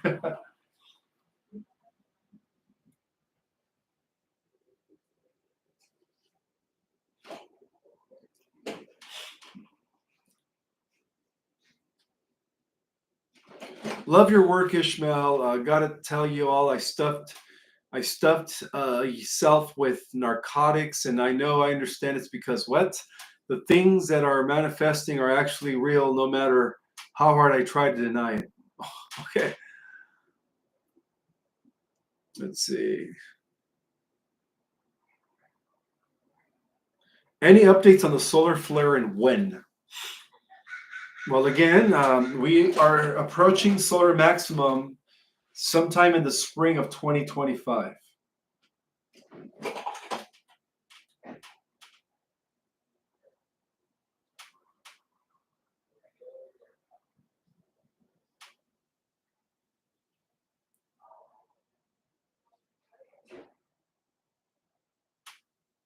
What other simulation? Well, it's called a cybernetic artificial simulation. They're literally trying to digitize our natural reality. All that is part of the AI negative timeline, right? We're not going to be a part of that though, because before, um, you could say that the solar flash is going to create some sort of a split in timelines or realities when that happens.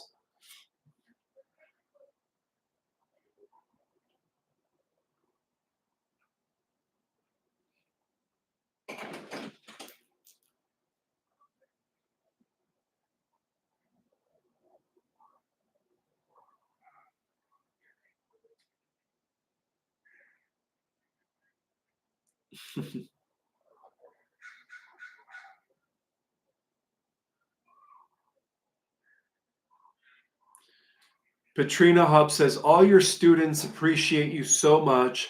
How do we not get caught up in AI?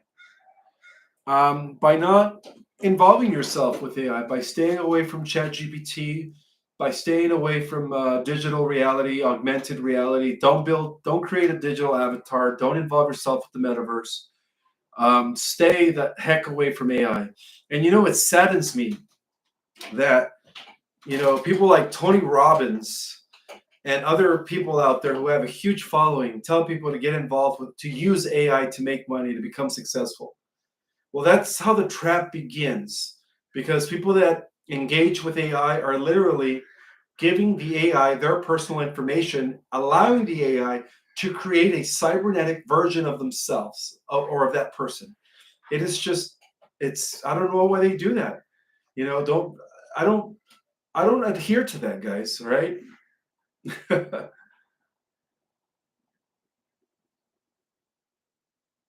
What are your thoughts on the black goo? Well, there's negative black goo that comes from other planets that is that has been kind of planted by negative extraterrestrials, designed to overtake us from within, very similar to the graphene. I don't want to say it here. You know what? The medicine. And then there is positive black goo that comes from the earth, which is known as chilajit.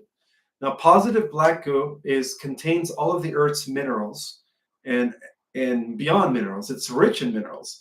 But you're probably referring to the negative AI goo. Yeah, negative AI goo is bad, right?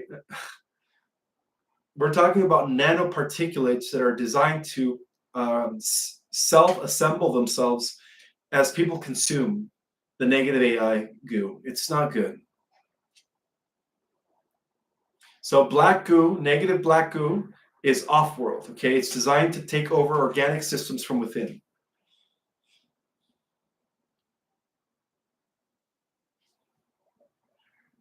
What would happen to our physical bodies after the ascension? They're just going to regenerate. Your physical bodies are going to regenerate. They're going to heal. They're going to look younger. You're going to be less dense. You're going to be using your full deck, which means you won't need to use your computer anymore, or your cell phone, or your iPhone. You can throw that away. You're going to be using your internal technology.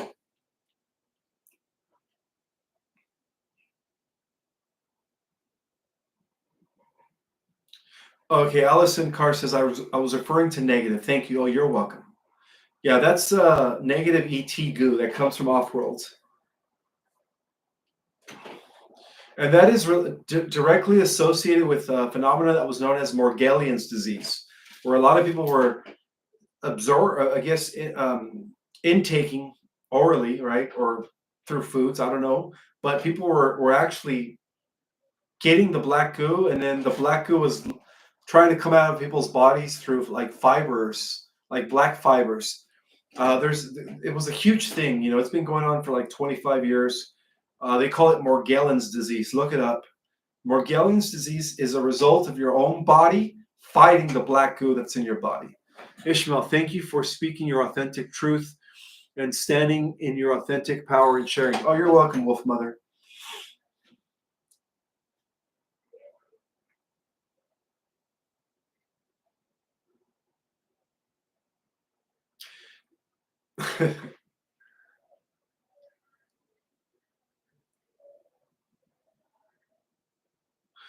Sharon Rose says, yes, every time I see Tony Robbins, I'm just disappointed.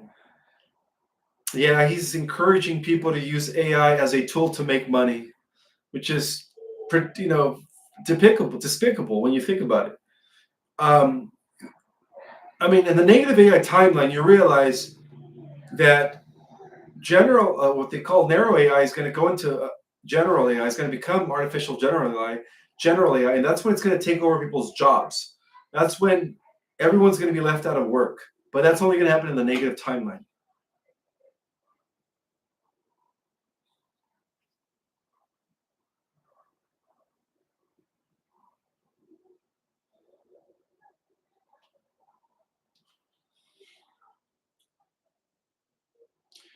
Do you know the origins of the movie Transformers? I wonder if there are good robots out there. No, I don't know about the origins of Transformers. I think I've only seen two. I haven't seen them all to really make that decision. All right, Priscilla Stanley is asking me, how far in the future will all of these things being discussed take place? Not too far. Put it this way, guys, we're all going to live to see it. Unless you're, you know, borderline living and you only have a few months left to live, who knows? But I can guarantee you that if not all, most of you guys on this chat or who watch this on the replay are going to be able to see the changes that I've been talking about or live through the changes.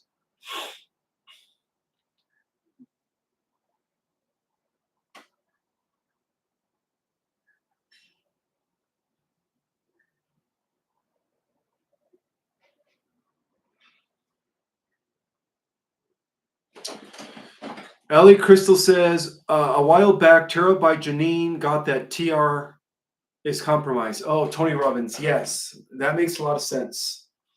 I agree with her.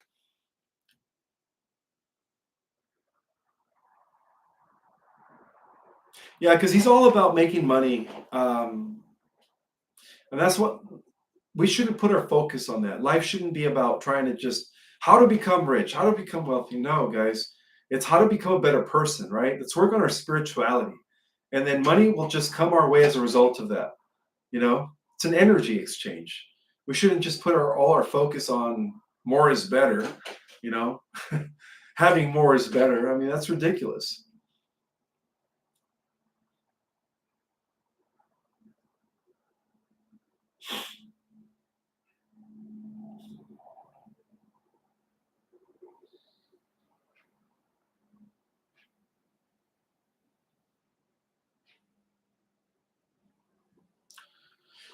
What is your suggestion in overcoming addiction, not particularly drug addiction, but other types of addiction, says William Henderson?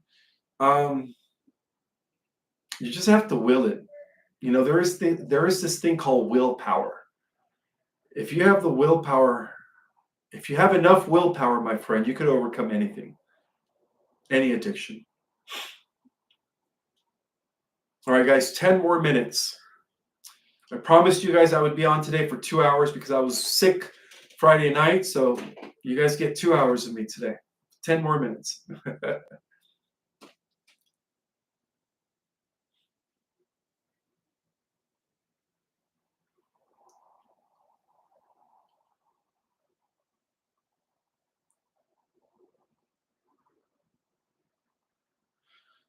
uh, yes, I like that. Be of service to others, not self. Positive, good reminder. Thank you for sharing that.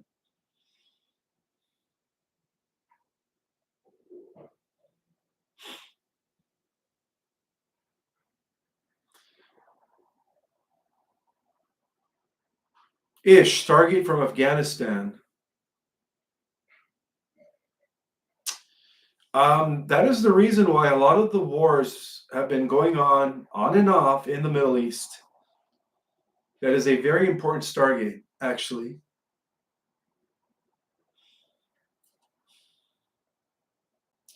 Are the white dragons good? Yes, the white dragons are good. The yellow dragons, the greens, the blues, the purples.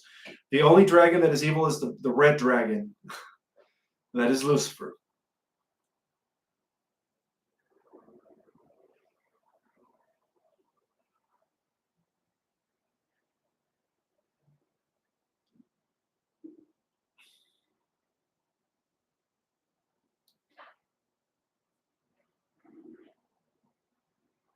Ish, did this recovered it? I'm not sure what that means.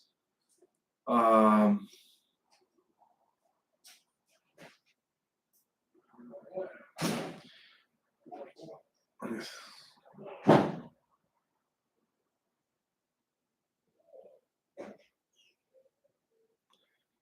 yes, I like this. Sharon Rowe says exactly. Seek the kingdom of God on earth, and all will be added to you. Absolutely, Sharon. Thank you for that powerful reminder.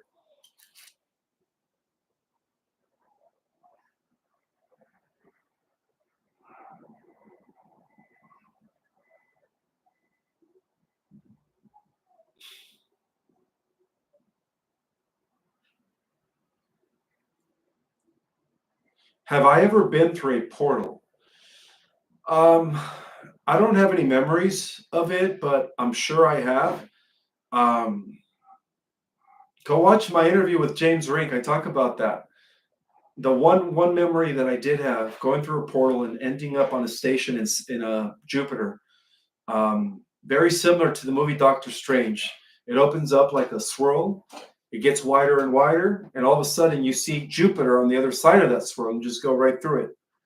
But that was my one memory that I had as a member of Radiant Guardians.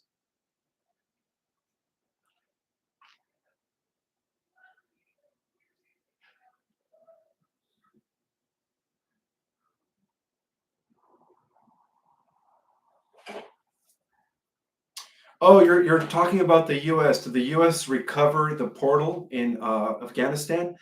I believe that one of the things that the Cabal and the Earthlines have been fighting over is the portals, and which is another reason why it's been taking the Earthlines a long time to expose and defeat the Cabal on a general scale, public scale.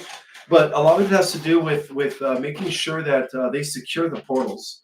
So I would say that the portal in Afghanistan, I would say that is under the control of the Earth Alliance, because if it wasn't, bad things would be happening. Because I know that portal, if it were left in the hands of the negative guys or the Cabal, they would have been bringing in more nefarious, more dark entities into our realm, causing more pain and suffering.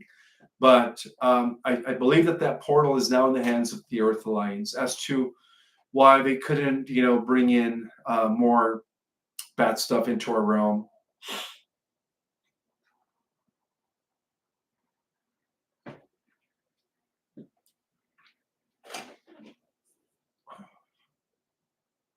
Will the technology in Antarctica be used for good? Have the black hats been fully shut down yet? To answer the first part of your question, yes.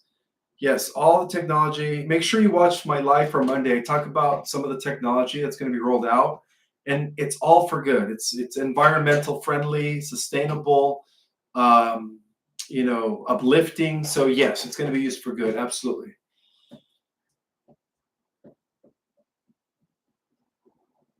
Yes, our DNA is like a key to open up portals. Absolutely, yes, that's correct.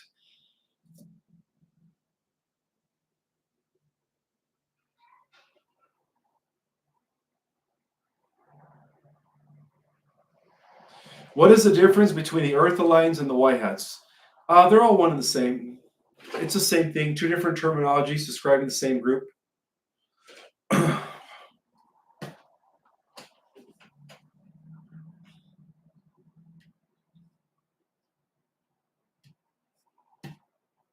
Oops.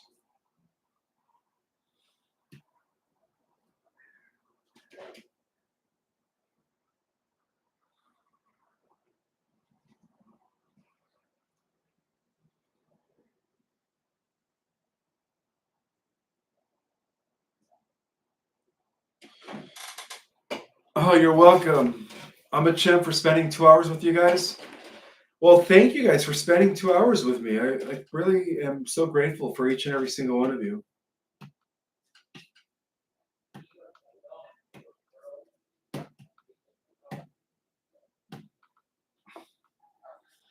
Yeah, after this, I'm going to go have my final meal for the day. It's already almost 2 minutes till 8 o'clock p.m. here in Southern California.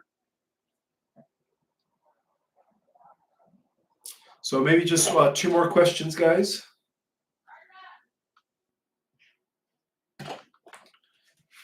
Oops.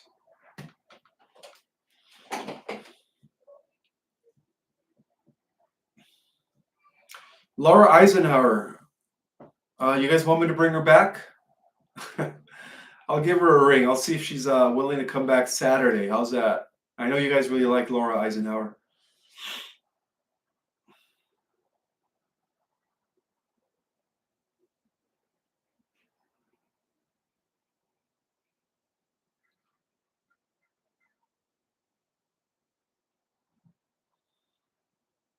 Bring her back? Okay. Who else should I bring back? James Rink? Vivian Chavette? Sarah Berksman Cosme? Juan O'Savin?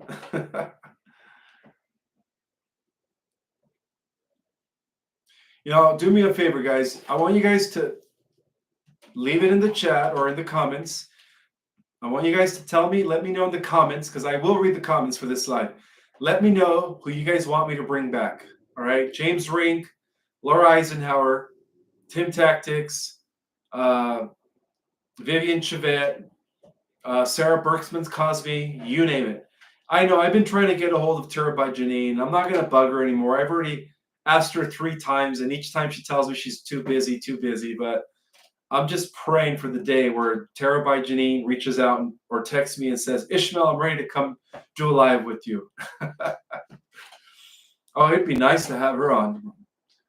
Honestly, guys, I owe me being in the limelight here, having you guys here watching me, is because of Janine, right? Terabyte Janine is the reason why I'm here. She was the one who, connected me to all those different podcasts 2 years ago when I was blowing up everywhere all over YouTube.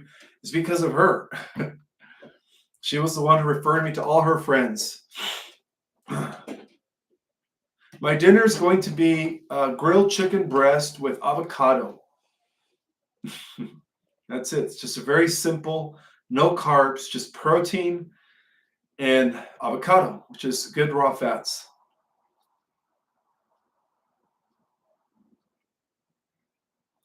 I did an interview with Carrie Kay. Yeah, Carrie Kay lives in London, so she's about 9 hours ahead. So we did a pre-recording. So if you guys haven't seen my chat with Carrie Kay, it's in the history of my channel here. Just make sure you guys watch it.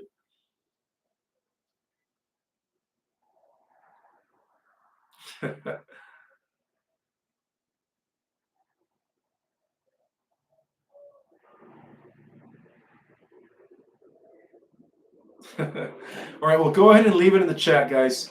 Tell me who you guys want me to bring back. All right.